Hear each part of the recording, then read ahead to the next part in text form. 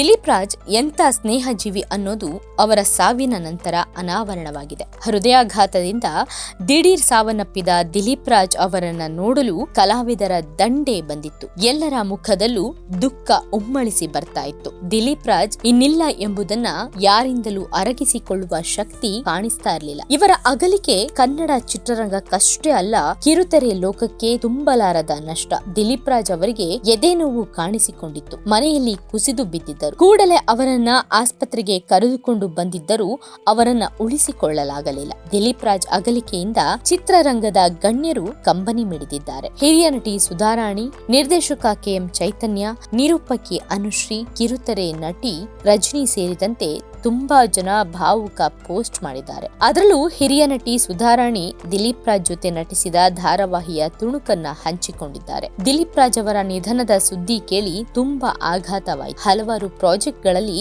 ಜೊತೆಯಾಗಿ ಕೆಲಸ ಮಾಡಿದ ನೆನಪುಗಳು ಮನಸ್ಸಿನಲ್ಲಿದೆ. ಅವರ ಅಗಲಿಕೆಯ ನೋವನ್ನ ಭರಿಸುವ ಶಕ್ತಿಯನ್ನ ದೇವರು ಅವರ ಕುಟುಂಬಕ್ಕೆ ನೀಡಲಿ ಅನ್ನೋದು ತುಂಬಾ ಚಿಕ್ಕ ಮಾತು. ಇದು ಅವರ ಕುಟುಂಬಕ್ಕೆ ತುಂಬಲಾರದ ನಷ್ಟ. ಅವರ ಆತ್ಮಕ್ಕೆ ಚಿರಶಾಂತಿ ಸಿಗಲಿ ಎಂದು ಸುಧಾರಾಣಿ ಅವರೊಂದಿಗೆ ಕೆಲಸ ಮಾಡಿದ ವಿಡಿಯೋವನ್ನ ಹಂಚಿಕೊಂಡು ಭಾವುಕ ಮಾತುಗಳನ್ನ ಆಡಿದ್ದಾರೆ. ಗೆಳೆಯ ನಟ ದಿಲೀಪ್ ರಾಜ್ ಸುಮಾರು 25 ವರ್ಷಕ್ಕೂ ಹಿಂದಿನ ಪರಿಚಯ. 1997ರಲ್ಲಿ ನಾನು ವಾಸಾಂಶಿ ಜೀರ್ಣಾನಿ ಎಂಬ ನಾಟಕ ನಿರ್ದೇಶಿಸಿದ್ದೆ. ಪ್ರದರ್ಶನದ ಹಿಂದಿನ ದಿನ ಒಂದು ರಸ್ತೆ ಅಪಘಾತದಲ್ಲಿ ಆ ನಾಟಕದ ಮುಖ್ಯ ಪಾತ್ರದಲ್ಲಿದ್ದ ಅರುಣ ಎಂಬ ನಟ ತೀರಿಕೊಂಡ. ಇಡೀ ತಂಡ ಆಘಾತ ದುಃಖದಲ್ಲಿ ಮುಳುಗಿತ್ತು. 2 ತಿಂಗಳುಗಳ ನಂತರ ಮತ್ತೆ ಆ ನಾಟಕ ಕೈಗೊಂಡೆವು. ಆಗ ಅರುಣನ ಜಾಗ ತುಂಬಿದ್ದು ದಿಲೀಪ್. ಹವ್ಯಾಸಿ ರಂಗಭೂಮಿಯಲ್ಲಿ ಆ ಪಾತ್ರ ದಿಲೀಪನ ಮೊದಲ ಪ್ರಮುಖ ಪಾತ್ರವಾಗಿತ್ತು. 2005ರಲ್ಲಿ ETV ವಾಹಿನಿಗೆ ನಾನು ಕಿಚ್ಚು ಎಂಬ ಧಾರಾವಾಹಿ ನಿರ್ಮಿಸಿ ನಿರ್ದೇಶನ ಮಾಡಿದಾಗ ಆ ಧಾರಾವಾಹಿಯ ಮುಖ್ಯ ಪಾತ್ರ ನಿರ್ವಹಿಸಿದ್ದು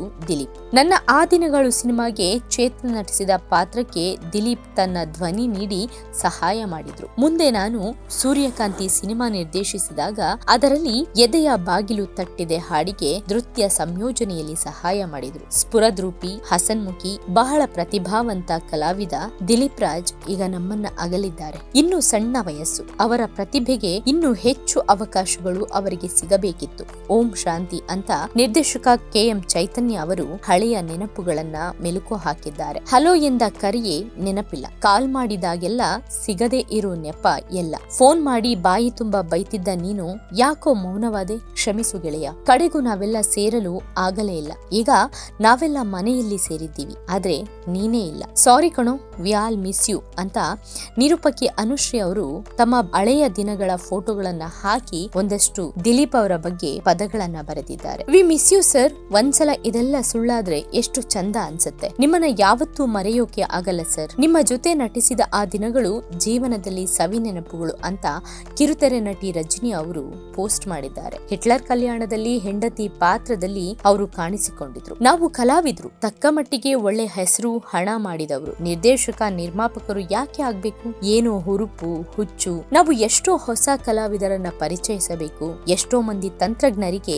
ಕೆಲಸ ಕೊಡಬೇಕು, ಎಷ್ಟೋ ಹಿರಿಯ ಕಲಾವಿದರಿಗೆ ಒಂದು ಆಶಾ ದೀಪವಾಗಬೇಕು. ಅವರೆಲ್ಲರೂ ನಮ್ಮನ್ನ ಜೀವನ ಪೂರ್ತಿ ನೆನೆದು ಹರಸಿ ಒಂದಷ್ಟು ಮಂದಿ ಮುಂದೆ ಹಾಡಿ ಹೊಗಳಬೇಕು. ಧಾರಾವಾಹಿ ಎಷ್ಟು ಸುದೀರ್ಘವಾಗಿ ನಡೆಯುತ್ತೋ ಅಷ್ಟು ದಿವಸ ಅವರು ಮತ್ತು ನಾವು ಎಲ್ಲರೂ ಒಂದು ಸುಂದರ ಬದುಕು ಕಟ್ಟಿಕೊಳ್ಳಬಹುದು ಅನ್ನೋ ಆಸೆ ಭರವಸೆಯಲ್ಲಿ ನಮ್ಮ ಓಟ, ಒತ್ತಡ, ಮಾನಸಿಕ ದೈಹಿಕವಾಗಿ ಎಷ್ಟೇ ಶ್ರಮ ಆದ್ರೂ ಅದನ್ನ ತೆಗೆದುಕೊಳ್ಳಲು ಸೈ ಎಂದ ಶ್ರುತಿ ನಾಯ್ಡು ಪೋಸ್ಟ್ ಮಾಡಿದ್ದಾರೆ. ಬೇಜಾರಾಗ್ತಿದೆ, ಎದೆ ಮೇಲೆ 1000 kgಯಷ್ಟು ಭಾರ ಕೂತಿದೆ. ಯಾಕೆ ಹೀಗೆ? ಯಾರ್ ನೀನು ಹೀಗೆ ಹೊರಟ್ರೆ ನಿನ್ನೆ ನಂಬ್ಕೊಂಡು ಬದುಕ್ತಿದ್ದವರ ಗತಿ ಏನು? Life is unfair. ಸರಿ, ಲೈಫ್ ಯಾವತ್ತು ನಮ್ಮತ್ರ ಏನು ಪ್ರಾಮಿಸ್ ಮಾಡಿಲ್ಲ, ಆದ್ರೂ ಲೈಫ್ ಇಸ್ ಅನ್ಫೇರ್. ಹೋಗ್ಬಾ ದಿಲೀಪ.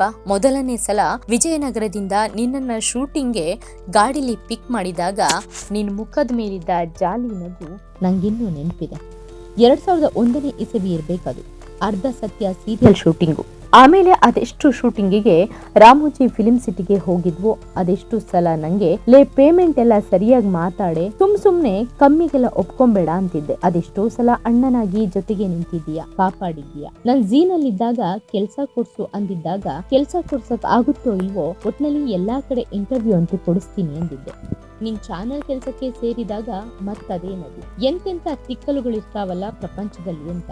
ಎಷ್ಟೋ ಜನ ಸಹಾಯ ತಗೊಂಡು ಮರಿತಾರೆ, but you were always so grateful. ನೀನ್ ಸೀರಿಯಲ್ಗೆ ಬಂದು ಆಕ್ಟ್ ಮಾಡು ಅಂತಿದ್ದೆ, ಬರೀ ಅಂತಿದ್ದೆ. ಹೀರೋ ಆದಾಗಲೂ ಪ್ರೊಡ್ಯೂಸರ್ ಆದಾಗಲೂ ಎಷ್ಟೇ ಬೆಳೆದಾಗಲೂ ಯಾವುದನ್ನು ತಲೆಗೆ ತಗೊಳ್ಳಿಲ್ಲ ನೀನು. ಆ ನಿಷ್ಕಲ್ಮಶ ನಗುನ ಬಿಟ್ಟು ಕೊಡ್ಲಿಲ್ಲ ನೀನು. ಬೆಳಿಗ್ಗೆ ಬರೋ ಒಂದು ಮೆಸೇಜ್ ನಲ್ಲಿ ಯಾರೋ ಒಬ್ರು ಇಲ್ಲವಾಗ್ತಾರೆ ಶಾಶ್ವತವಾಗಿ ಅಂದ್ರೆ ದಿಕ್ಕೆಡುತ್ತೆ. ಮೊದಲನೇ ಸಲ ಸಿಕ್ಕಾಗ್ಲೇ ನೀನ್ ಡ್ಯಾನ್ಸ್ ಪ್ಯಾಷನ್ ಬಗ್ಗೆ, ವಿದ್ಯಾ ಬಗ್ಗೆ ಹೇಳಿದ್ದೆ ನೀನು. ಕನ್ನಡಿ ಹಾಗೆ ಬದುಕಿದ್ರಿ ನೀವಿಬ್ರು. ಅಷ್ಟು ಜೊತೆಗೆ ಈಗ ಅವಳನ್ನ ನೆನಪಿಸಿಕೊಳ್ಳೋದಕ್ಕೂ ಧೈರ್ಯ ಇಲ್ಲ ನಂಗೆ. ಹೋಗ್ಬಾ ದಿಲೀಪ, ಈ ಅನ್ಸರ್ಟೈನ್ ಪ್ರಪಂಚದಲ್ಲಿ ನಾವೆಲ್ಲರೂ ಸರದಿಲಿ ಇರೋರೆ.